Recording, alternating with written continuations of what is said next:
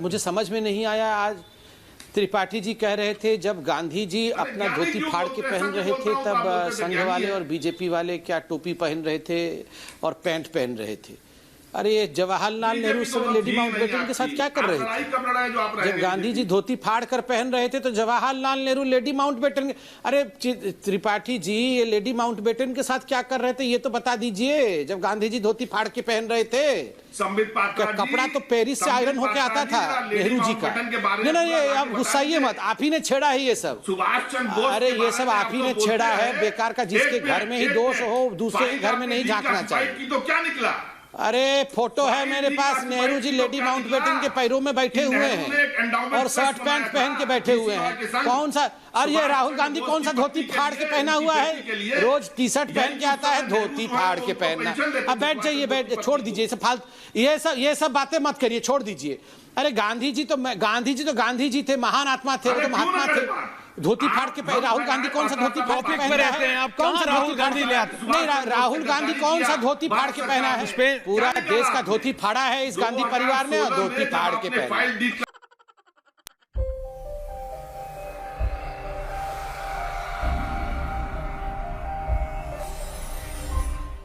संबित पात्रा, आज आपने इस पे पत्रकार वार्ता भी की।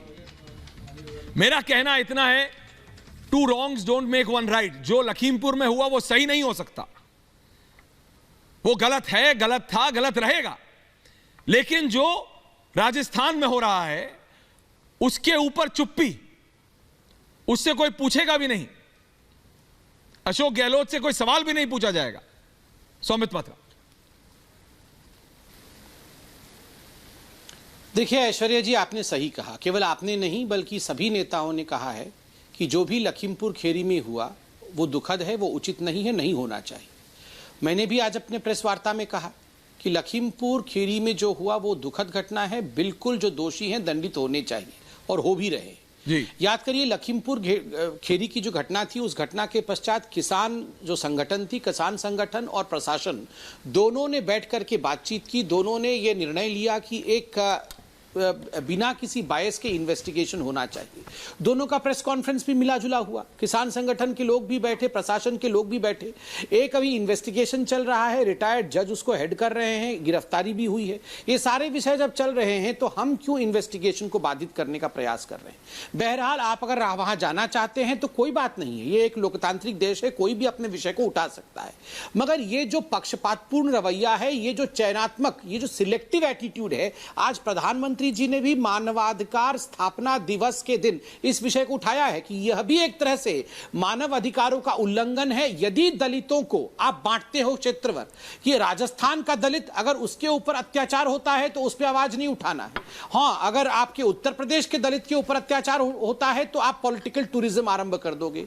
मगर झारखंड के दलित के ऊपर अत्याचार होता है तो उस पर आप चुप्पी साधोगे।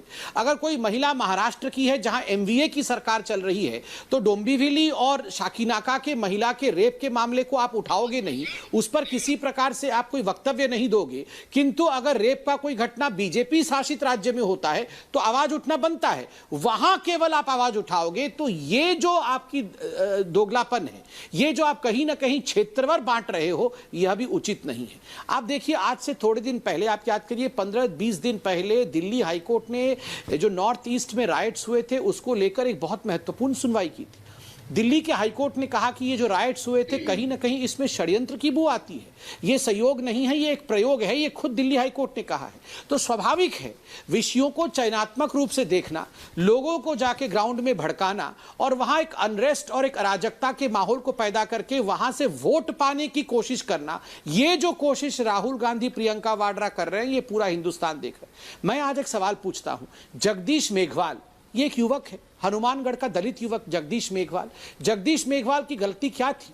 जिस प्रकार से पीट के मारा गया, केवल मारा ही नहीं गया, उसको मारते हुए वीडियो बनाया गया, इस वीडियो को सोशल मीडिया में पोस्ट किया गया और तो और डेड बॉडी, मृतक के शरीर को लेकर, मृत शरीर को लेकर घर के बाहर फेंक दिया गया और माता पिता को बताया गया दलित हो तो दलित की तरह रहो।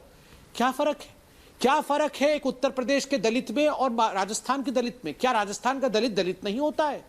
आप जगदीश मेघवाल के विषय को उठाओगे नहीं, उजागर नहीं करोगे, उस पर चुप रहोगे। केवल जगदीश मेघवाल नहीं है, योगेश जाटव को राजस्थान में अलवर में अभी चंद दिनों पहले मुस्लिम समुदाय के कुछ युवकों ने मार दिया। वहां उस विषय को नहीं उठाया गया क्योंकि मुस्लिम समुदाय के युवकों ने मारा है। यह भी विडंबना है इस देश में।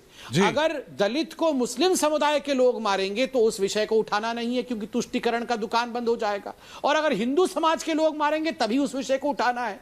तकलीफ होती है साहब कि अन्याय तो अन्याय है, मगर अन्याय को कम से कम अन्याय के चश्मे से मत देखो। यही आज इस देश में हो रहा है।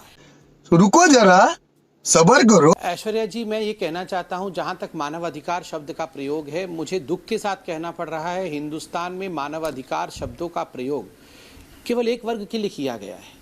कभी आपने सुना है कांग्रेस पार्टी या हमारे जो विपक्षी पार्टी है, उन्होंने पुलिस के लिए कभी भी उनके अधिकारों के लिए, आर्मी के अधिकारों के लिए, जवानों के अधिकारों के लिए लड़ाई लड़ी हो? नहीं।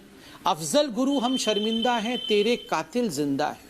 सुप्रीम कोर्ट तक के जजों को कटघरे में खड़ा कर देना और अफजल गुरु के साथ खड़े हो जाना, याकूब मेमन के लिए खड़ा हो जाना, रात को 3 बजे कोर्ट का दरवाजा खुलवा देना याकूब मेमन के लिए। ये वही कांग्रेस पार्टी है, याद करिए, जिसने बाटला हाउस एनकाउंटर में पुलिस फोर्स के ऊपर उंगली उठा दिया था क्योंकि एक आतंकवादी के मानव अधिकार को लेकर सोनिया गांधी के आंसू छलक गए थे।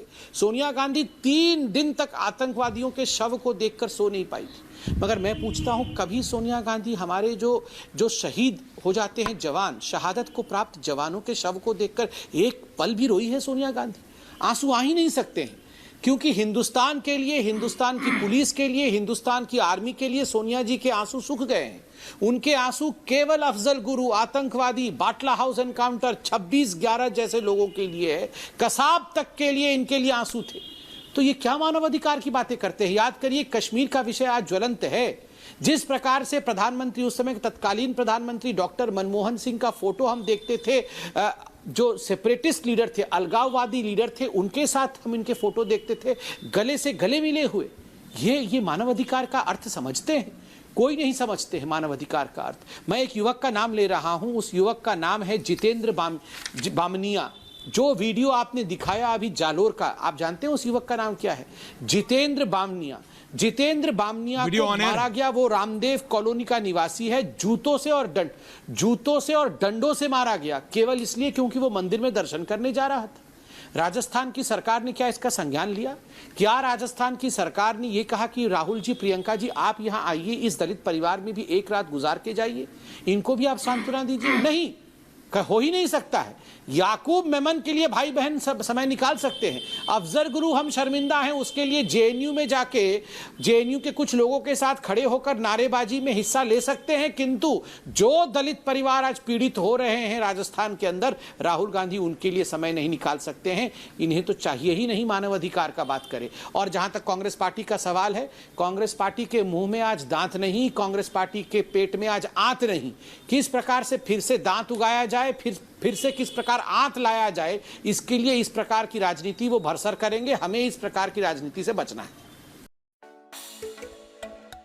तो दोस्तों, अगर आपने वीडियो यहाँ तक देखी है तो वीडियो जरूर थोड़ी बहुत आपको अच्छी लगी होगी, इसलिए वीडियो को लाइक कर दीजिए, शेयर कर दीजिए।